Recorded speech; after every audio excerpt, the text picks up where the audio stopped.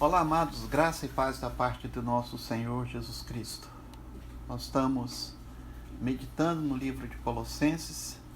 Hoje vamos seguir nessa meditação no capítulo 1, do verso 24 em diante, mas nós faremos a leitura chegando até o verso 3 do capítulo 2 desta carta. O texto é um pouco extenso, e nós faremos a leitura à medida que formos meditando nos versículos. Portanto, deixe sua Bíblia aberta e nos acompanhe na meditação desta noite. Que a graça do Senhor esteja conosco e que nós possamos juntos fazer essa caminhada de meditação nessa maravilhosa carta. O apóstolo Paulo, depois de enfatizar a preeminência e a supremacia de Cristo na obra da criação, na providência e na obra da redenção, depois de mostrar também a preeminência de Cristo na igreja, Paulo ele dá o seu testemunho acerca do ministério cristão. Podemos destacar pelo menos 4 marcas deste ministério, baseados exatamente no ministério do apóstolo Paulo. A primeira marca é um ministério de alegre sofrimento. A segunda marca, um ministério de fiel serviço. E a terceira marca, um ministério de zelo pastoral. A quarta e última marca que nós queremos destacar é o ministério de intenso trabalho e de oração. Vejamos o que podemos aprender com as ricas lições que nos são apresentadas nesse texto. A primeira marca fala exatamente de um alegre sofrimento. Verso 24 do capítulo 1 de Colossenses. E o texto diz assim: Regozijo-me agora no que padeço por vós, e na minha carne cumpro o resto das aflições de Cristo pelo seu corpo, que é a igreja. O sofrimento e a alegria parecem ser coisas mutuamente excludentes. É quase inconcebível para a mente pós-moderna aceitar a alegria ou a ideia de alegria no sofrimento. Paulo, ele é um cristão. Paulo não é um masoquista. Paulo não tem prazer no sofrimento. Então, por que ele se alegra no sofrimento? Por que Paulo está sofrendo e mesmo assim ele ainda se diz feliz? E por que e por quem Paulo está sofrendo? O sofrimento de Paulo, em primeiro lugar, é por causa de Cristo. Observe o que o apóstolo escreve. Ele diz: e na minha carne cumpro o resto das aflições de Cristo.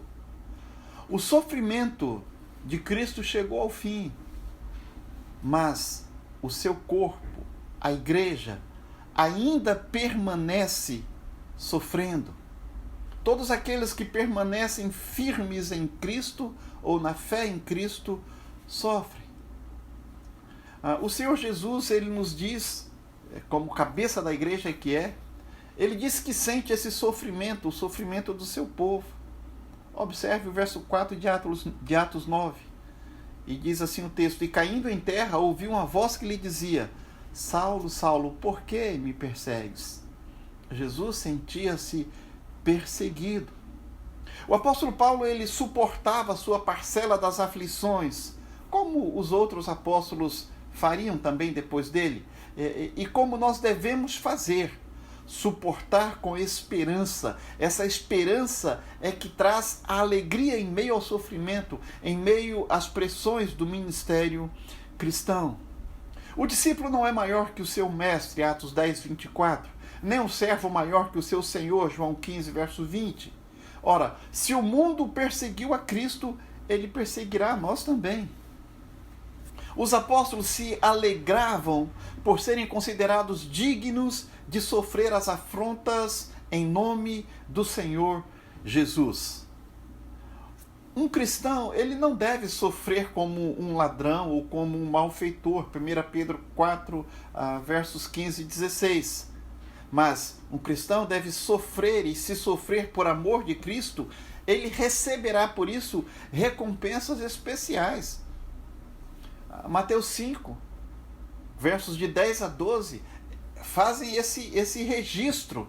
E o Senhor Jesus, nesse sermão, ele diz: bem-aventurado os que sofrem perseguição por causa da justiça, porque deles é o reino dos céus. Bem-aventurados sois quando vos injuriarem e perseguirem e mentindo, disserem todo mal contra vós por minha causa, disse o Senhor. E ele completa dizendo: exultai, alegrai-vos, porque grande é o vosso galardão nos céus, porque assim perseguiram os profetas que foram antes de vós. Devemos observar também, queridos irmãos, que os sofrimentos de Cristo a que Paulo se refere aqui, Paulo não faz menção aos sofrimentos vicários, aos sofrimentos expiatórios de Jesus. Esse sofrimento foi completo, foi cabal, não pode ser completado. João 19, verso 30, Hebreus 10, 11 até o verso 14. Essas aflições que o apóstolo Paulo está se referindo, elas estão relacionadas ao testemunho do cristão.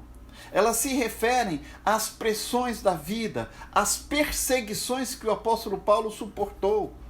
Em momento algum, essa expressão que é usada aqui como sofrimentos de Cristo é usada para o sofrimento sacrificial do Senhor Jesus Cristo. Ora, assim como o mundo perseguiu a Cristo, ele persegue a sua igreja, ou a igreja, por causa de Cristo. Assim, as perseguições aos filhos de Deus, as perseguições à igreja de Deus, elas são inevitáveis. 2 Timóteo 3, verso 12. E também todos os que piamente querem viver em Cristo Jesus padecerão perseguições. Alguém disse que a igreja não é mais fiel. A igreja não é mais fiel por ser mais perseguida, porém, ela é mais perseguida por ser mais fiel.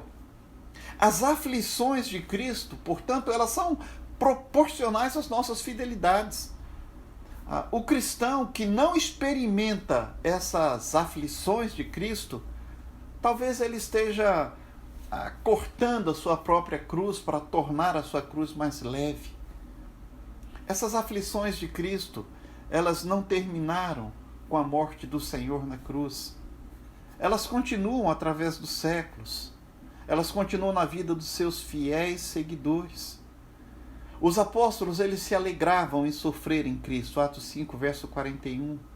O apóstolo Paulo diz que recebemos o privilégio não apenas de crer em Cristo, mas também de sofrer por Ele. Filipenses 1, verso 29. Quando o cristão sofre por causa de Cristo, ele deve considerar isso uma honra. 1 Pedro 4, verso 15 e 16. Cristo disse que aqueles que sofrem por Ele são bem-aventurados. Nós já lemos o texto. Paulo teve uma agenda congestionada. Paulo tinha uma alma atribulada. Ele enfrentou falsas acusações.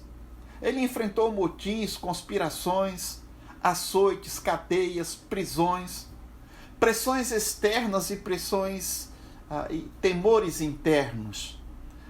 As mãos de Paulo, entretanto, jamais foram remissas no trabalho. Paulo atravessou desertos abrasadores, navegou por mares turbulentos. Paulo percorreu grandes áreas terrenas e pregou a palavra em liberdade e em prisão. Paulo pregou com saúde, mas também doente. Paulo pregou de dia e de noite. Paulo trabalhou no limite de suas forças e jamais deixou que o cansaço, que o esgotamento físico e mental paralisassem as suas ações. Paulo nos ensina que nós temos duas oportunidades para pregar a palavra de Deus. E ele diz em tempo e fora de tempo. 2 Timóteo 4, verso 2. Sabe, queridos, Paulo agonizava também em oração em favor da igreja. Orar para o apóstolo Paulo era entrar em uma batalha. Verso 29. Se ainda houver, e eu creio que ainda há, líderes nas igrejas dispostos a sofrer na carne, sofrer no campo mental e, acima de tudo, sofrer na luta espiritual, na batalha em oração, nós podemos esperar grandes vitórias da igreja do Senhor. Entre nessa luta, amado irmão. Em segundo lugar, o sofrimento de Paulo é por causa dos gentios. Olha só o que diz a continuação do verso. Agora me regozijo nos meus sofrimentos por vós. O apóstolo Paulo foi escolhido apóstolo dos gentios. E agora ele estava preso em Roma por causa do seu ministério voltado aos gentios. Em Jerusalém, ele foi preso exatamente por causa do seu ministério entre os gentios. Atos 21, verso 21. Esse sofrimento pelos gentios não era apenas um sofrimento externo, mas também um sofrimento interno. Ele sofria pelos gentios por causa da perseguição e também sofria em sua luta espiritual a favor deles. Paulo sofria até mesmo por aqueles os quais ele nunca tinha visto face a face. Paulo sofria pela igreja invisível do Senhor, por toda a sua igreja. Paulo sofria por nós. Em terceiro lugar, o sofrimento de Paulo é pela igreja, pelo seu corpo. Corpo que é a igreja. Paulo, que outrora fora motivo de sofrimento para a igreja, agora, porém, o apóstolo sofre pela igreja. Antes ele era perseguidor da igreja, mas agora ele é perseguido por causa da igreja. O apóstolo lutava antes para destruir a igreja de Cristo e agora ele luta para edificar a igreja. A igreja está profundamente e definitivamente ligada a Cristo. Ela é o seu corpo, a sua noiva, a sua herdeira. O sofrimento por Cristo e pela sua igreja, portanto, trouxe grande alegria ao apóstolo Paulo, como deve trazer a nós. Sabe, amados, ao contrário do que muitos fazem, o apóstolo Paulo, ele não perguntou o que eu vou ganhar com isso, mas sim, quanto Deus me permitirá que eu contribua. Esta era a pergunta do apóstolo Paulo. A segunda marca do ministério cristão é um serviço fiel, um serviço de fidelidade. Versos de 25 a 27. E o texto diz assim: da qual eu estou feito ministro da segunda dispensação de Deus, que me foi concedida para convosco, para cumprir a palavra de Deus. O mistério que esteve oculto desde todos os séculos e em todas as gerações, e que agora foi manifesto aos seus santos, aos quais Deus quis fazer conhecer quais são as riquezas da glória desse mistério entre os gentios, que é Cristo em vós, a esperança da glória. Como servo fiel, Paulo se destacou em 3 aspectos em seu ministério. Nós precisamos observar para aprender essas coisas. Ele se destacou como ministro, como mordomo e como anunciador de Cristo. Vejamos Paulo como ministro. E o verso 25 nos diz que Paulo não é apenas servo. E a palavra usada aqui é diácono de Cristo. Mas ele também é servo da igreja. O que Paulo está nos dizendo é que ele é servo dos servos. Ser ministro, portanto, querido irmão, não é um posto de honras humanas, mas é um campo de serviço aos santos. Ser ministro é ser servo de servo. Ser ministro de Cristo não é ser reverenciado, não é ser bajulado pelos homens, mas estar a serviço de Cristo e dos homens. No exercício do seu pastorado, Paulo não busca os seus interesses, mas ele busca o interesse de Cristo, o interesse do seu povo, o interesse da sua igreja. O apóstolo não é um explorador da igreja, mas é um ministro da igreja. Ele não se abastece do rebanho, mas ele serve ao rebanho. Paulo, ele não faz da igreja um campo de exploração para um enriquecimento pessoal, Mas ao contrário, ele oferta a sua vida como um sacrifício para que a igreja seja edificada. Esse é o exemplo a ser seguido e diferente do que fala algumas letras das canções gospel de hoje. Sabe, Deus não fez o palco para você ser a estrela. Ele é a estrela. Nós somos servos. Nós estamos aqui para servir a Deus servindo aos homens, para servir a sua igreja. Em segundo lugar, o apóstolo Paulo diz que ele é mordomo. E o termo aqui para esta palavra indica uma pessoa encarregada de administrar os bens do seu senhor.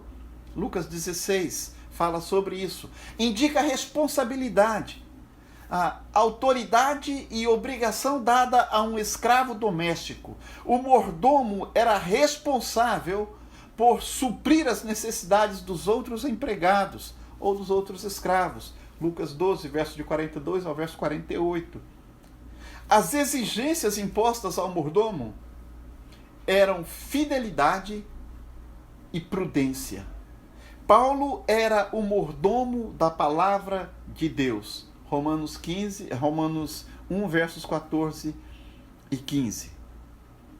O mordomo, ele não tinha o dever de providenciar o alimento, mas de preparar o alimento e de servi-lo. Não cabia ao mordomo colocar o alimento na despensa, mas prepará-lo e levá-lo à mesa. O mordomo não podia acrescentar nem retirar nenhum alimento do cardápio. Cabia sim a ele balancear a dieta para que a família recebesse todos os nutrientes necessários. O mordomo não podia sonegar à família nenhum alimento que estava na despensa. O alimento do povo de Deus é a palavra de Deus. Cabe ao mordomo fiel pregar todo o conselho de Deus. Cabe a nós, ministros do Senhor, entregar a palavra do Senhor. E muitas vezes essa palavra não agrada. Eu me lembro que minha esposa servia a mesa e nós sentávamos com as nossas crianças e Verônica dizia assim: comam de tudo um pouco. Sabe? Mas tinha brócolis, tinha beterraba. Gente, quem come brócolis? Mas as meninas tinham que comer. Nem sempre nós comemos tudo. Nós gostamos de tudo o que comemos, mas precisamos comer de tudo. Isso faz parte da dieta. Com a palavra de Deus também não é diferente. Nós precisamos ouvir tudo que a palavra nos ensina.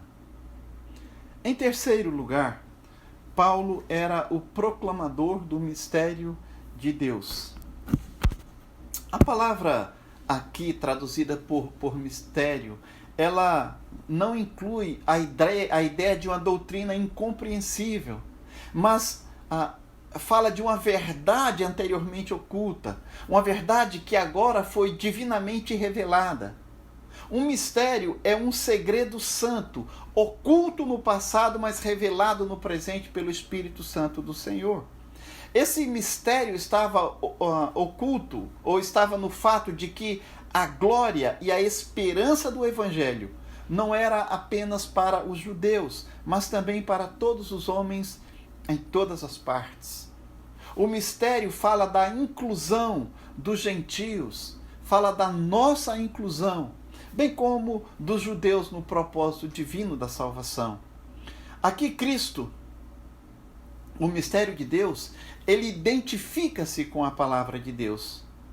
Ora, nós temos a palavra falada de Deus, nós temos a palavra escrita de Deus e nós temos a palavra encarnada de Deus. E todas essas manifestações da palavra de Deus, Cristo é o centro e o alvo supremo. Destacaremos à luz do texto 5 aspectos sobre Cristo como mistério de Deus. Nós temos primeiro o mistério oculto. Verso 26, parte A. O mistério da pessoa e da obra de Cristo estava oculto no Antigo Testamento. E para muitos, continua oculto por causa da cegueira espiritual. Aqueles que ainda não foram iluminados pelo Espírito Santo jamais conseguirão compreender esse mistério. 1 Coríntios capítulo 2, verso 14. 2 Coríntios capítulo 4, verso 4.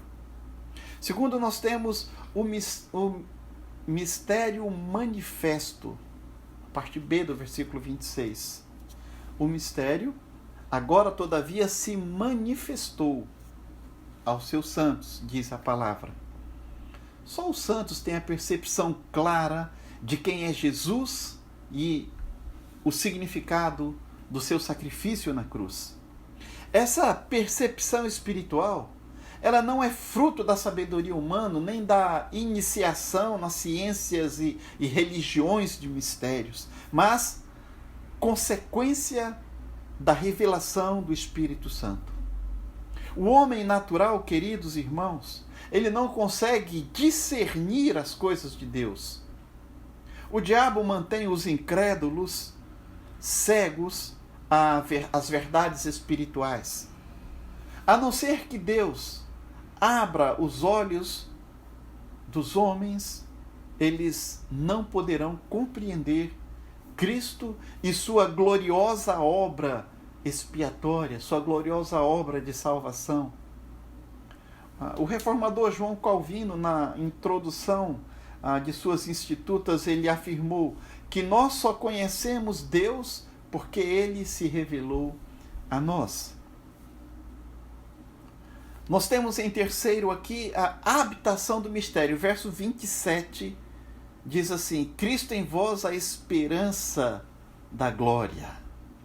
O mistério é o próprio Cristo. Efésios 3, versos 3, 4, depois verso 9. 1 Timóteo 3,16. Mistério é Cristo em todas as suas gloriosas riquezas, realmente morando no coração e na vida dos gentios por meio do seu Espírito. Esse é o mistério. É Cristo morando em nós. Agora isto foi nos revelado pelo Espírito Santo do Senhor. Antes do pecado, antes da queda, o homem tinha plena comunhão com Deus. O pecado, entretanto, ele rompeu essa intimidade. Isaías 59, verso 2. Deus decidiu então fazer morada entre o seu povo através de um santuário móvel. Êxodo 25, verso 8. Mais tarde, a presença de Deus se fez perceber no templo em Jerusalém. 2 Crônicas 7, versos de 1 a 3.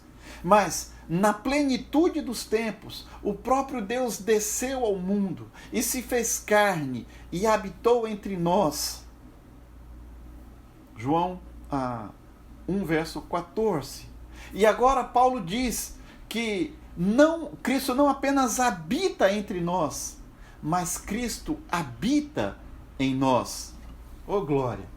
Vocês percebem a evolução, como Deus foi se aproximando cada vez mais de nós até habitar completamente em nós. E essa habitação ela se dá pela fé. Efésios 3, verso 17. A habitação de Cristo em nós não é uma estada temporária, mas é uma estada permanente. Sabe, amados irmãos, Cristo não é um inquilino que alugou um espaço em nossa vida, mas Cristo é o dono de nossa vida. Ele comprou-nos, Ele comprou essa casa. A habitação de Cristo no cristão é a garantia da glória.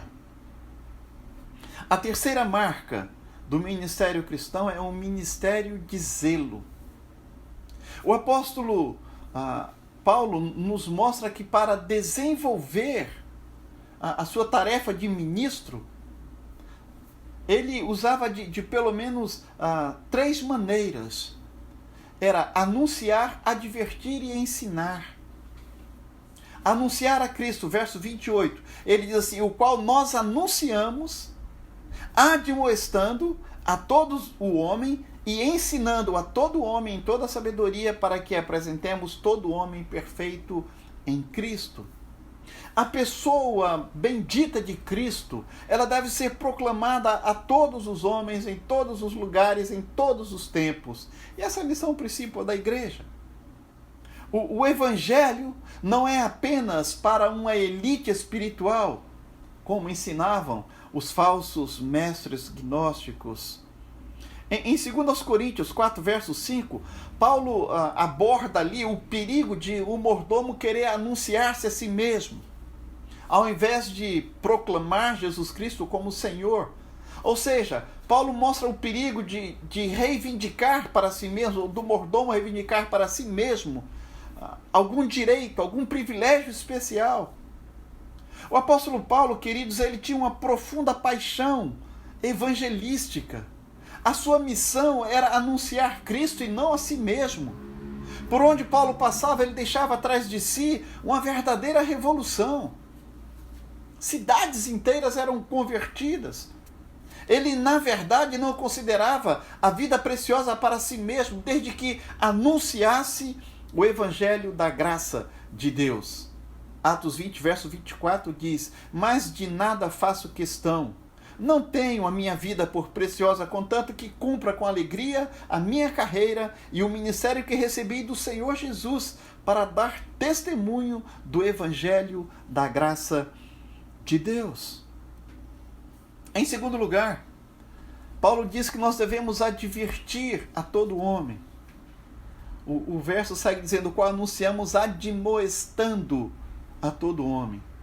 Sabe, querido, não se cumpre a responsabilidade do despenseiro, do anunciador, do divulgador de Cristo, apenas divulgando a verdade do Evangelho. Muitas pessoas precisam ser advertidas. Advertidas sobre os riscos da vida cristã. Advertidas sobre as mentiras do inimigo. Atos 20, verso 31. Essa advertência, contudo, ela deve ser feita com muito carinho, deve ser feita com lágrimas, deve ser feita de forma amorosa, como fazem uma mãe e um pai. 1 Coríntios 4, de verso 14 ao verso 16.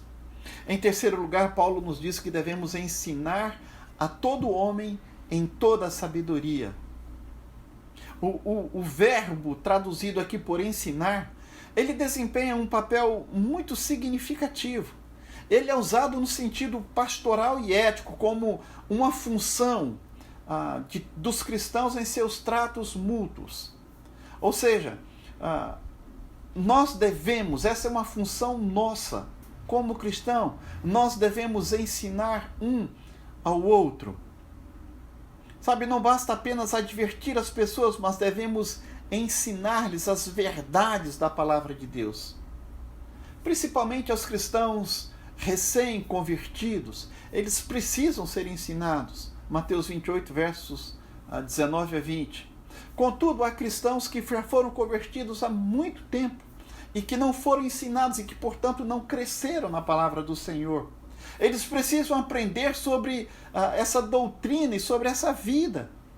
Paulo não fala sobre um sistema, mas Paulo nos ensina sobre uma pessoa. O ensino de Paulo não era apenas teórico, mas sobretudo prático. Sabe, os falsos mestres, eles pregavam filosofias e tradições humanas. Eles apresentavam listas, regras e preceitos, mas Paulo apresentava Jesus Cristo. É o que nós devemos e o que precisamos fazer. Apresentar a Cristo tal qual Ele é. Falar da palavra exatamente o que ela diz. O objetivo final de Paulo no desenvolvimento de sua tarefa era apresentar todo homem perfeito em Cristo. Interessante porque a palavra perfeito aqui não significa sem pecado, mas, ao contrário, significa maduro, em contraste com imaturo. Perfeito em Cristo quer dizer amadurecido em caráter e personalidade, tendo Jesus como modelo. É isso que o apóstolo Paulo está dizendo. Nós devemos ensinar as outras pessoas para que as pessoas amadureçam e que tenham Cristo como espelho, para que essas personalidades, esses caráteres sejam transformados. Em quarto e último lugar, a marca do ministério cristão é um ministério intenso, de trabalho e de oração. Duas observações são dignas de nota. Primeiro, o apóstolo Paulo fala que ele agoniza na obra, verso 29. Para isso é que eu também me afadigo, diz o apóstolo, esforçando-me o mais possível, segundo a sua eficácia que opera em mim, que opera eficientemente em mim. Paulo não apenas sofre, ele não apenas desempenha sua mordomia de pregar o mistério de Deus, ou seja, de pregar Jesus, ele também trabalha. Também me afadigo, esforçando-me, agonizo o mais possível, segundo a eficácia, segundo a energia que opera de forma eficiente em mim. As expressões aqui, ou a expressão esforçando-me, faz parte do vocabulário atlético e se refere ao esforço vigoroso de um corredor para vencer uma corrida. E o termo agonia vem exatamente dessa palavra. Essa ilustração atlética enfatiza o trabalho missionário de Paulo e todo o seu esforço, toda a corrida como é exigente, mas deve ser uma corrida incansável. Mostra de forma muito clara as lutas que Paulo enfrentava e as oposições e todos os recursos que muitas vezes era obrigado. Nós precisamos nos esforçar e nos afadigar no trabalho do Senhor, sabendo que encontraremos oposição, mas não devemos recuar. Como atleta, nós devemos cumprir e completar a nossa corrida. O esforço de Paulo, ele não é realizado na carne, mas ele é realizado na energia e na força do Espírito Santo. Deixe-me dizer uma coisa para você, querido. Quem realiza a obra de Deus precisa do poder de Deus. Porque sem mim nada podeis fazer, disse o Senhor. Precisamos do poder de Deus. A segunda observação, Paulo agoniza em oração pelos cristãos. O verso 1 do capítulo 2 diz: porque quero que saibais quão grande combate tenho por vós, e pelos que estão em Laodiceia, e por quantos não viram o meu rosto em carne. A luta de Paulo pelos cristãos é uma luta de agonia. É o retrato de uma luta atlética, de uma luta exaustiva, de uma luta exigente.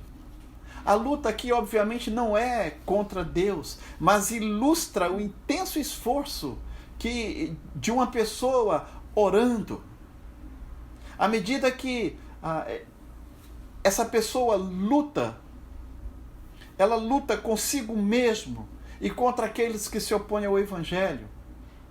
Paulo está falando aqui de uma oração que tem um senso de paixão, que tem um senso de urgência, e não uma oração fria, indiferente.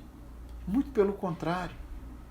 Paulo está mostrando aqui uma oração em semelhança à oração de Jesus Cristo ali no Getsêmani, quando Jesus chora, quando ele sua lágrimas de sangue, suor de sangue.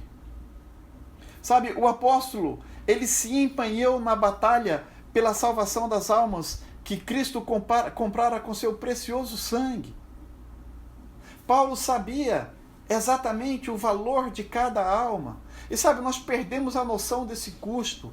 Nós perdemos a noção desse valor de cada alma.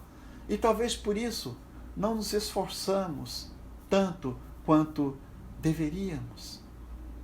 Essa luta de joelhos que Paulo travava na prisão romana, essa luta vencia as forças satânicas que avançavam contra os maus protegidos cristãos ali na Ásia.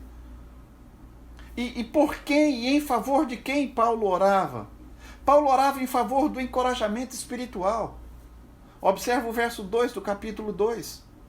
Para que os seus corações sejam consolados e estejam unidos em amor e enriquecidos pela plenitude da inteligência para conhecimento do mistério de Deus e Pai e de Cristo. Consolados traduz a palavra que tem o sentido de exortar, de encorajar, de animar. Sabe, querido, nós podemos dizer que encorajar é dar a essas pessoas um novo coração. Porque corações desanimados geram um pessimismo na igreja. Criam uma depressão espiritual. E depressão espiritual é um campo fértil para o inimigo semear o joio doutrinário. O abatimento da alma, ele produz esfriamento da fé. Ele produz o esfriamento do amor entre os irmãos. Paulo, ele ora pelo intenso amor fraternal. Observa, ele diz, estejam unidos em amor. O amor é o oxigênio da igreja. Alguém disse essa frase e eu concordo plenamente com isso. O sistema de governo, o ritual religioso, não são as coisas mais importantes na igreja, mas sim o amor de uns para com os outros. E quando esse amor morre, essa comunidade ela entra em colapso. Uma igreja desunida na qual os irmãos se olham como rivais, na qual há partidos, na qual há grupos, há divisão, na qual não há comunhão. O nome de Cristo é desonrado. E essa igreja, ela se perde em crise. Um cristão maduro ama os cristãos e dá sua vida por ele. 1 de João 3, verso 16. Um cristão maduro é um pacificador e não um provocador de problemas. Pacificador é muito mais do que estar em paz ou do que não procurar confusão. Mas pacificador é aquele que busca por todos os meios a paz entre os irmãos. Paulo também ora pelo forte entendimento espiritual, e ele diz assim, e enriquecidos da plenitude da inteligência, para conhecimento do mistério de Deus e Pai e de Cristo, em quem estão escondidos todos os tesouros da sabedoria e da ciência. Versos 2 e 3 do 2º capítulo. A igreja, ela precisa ter discernimento espiritual. A igreja não pode seguir ventos de doutrina, nem ser vulnerável às sutilezas dos falsos mestres, o que acontece muito hoje em dia. A igreja precisa ter convicção, entendimento para compreender a Cristo e compreender que em Cristo todos os tesouros da sabedoria e do conhecimento estão escondidos. Amados irmãos, a riqueza da igreja é conhecer a Cristo.